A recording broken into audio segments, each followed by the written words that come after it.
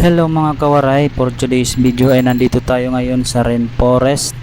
Kaya ano pang inaantay natin? Tara, pasukin na natin to mga kawaray. So ayun nga mga kawaray, pagpasok pa lang natin dito sa rainforest sa loob, makikita nyo napaka-aesthetic, napakaganda talaga ng loob nito mga kawaray. Sa mga gustong magliwaliw dyan, pwede kayo dito.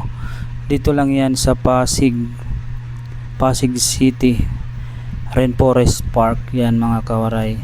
So kung nakikita nyo, napakatahimik dito at gusto nyong mag swimming, mayroon silang swimming pool mga kawaray.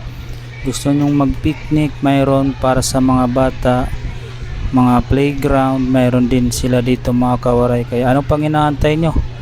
Napakaganda ng ano dito sa Rainforest Pasig City.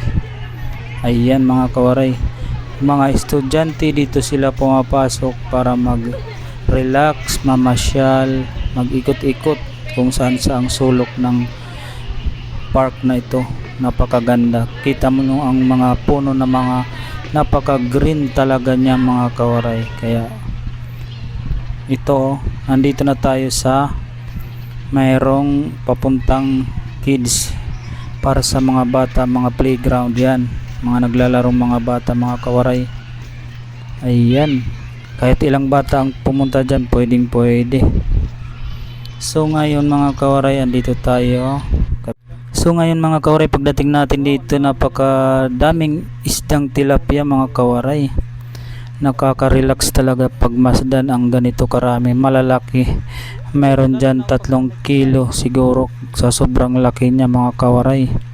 Marirelax ka talaga dyan. Hindi lang mga tilapia ang laman, or mayroon pang turtle din nandyan, at saka meron din lizard. Ayan mga kawaray, ano pang inaantay nyo? Punta na kayo dito. So ngayon dito na naman tayo sa kabila, kung saan na mga nagpa-practice ang mga estudyante dito mga kawaray.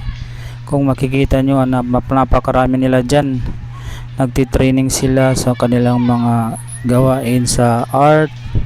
So ayun nga mga kawaray, hanggang dito na lang video. Bye bye.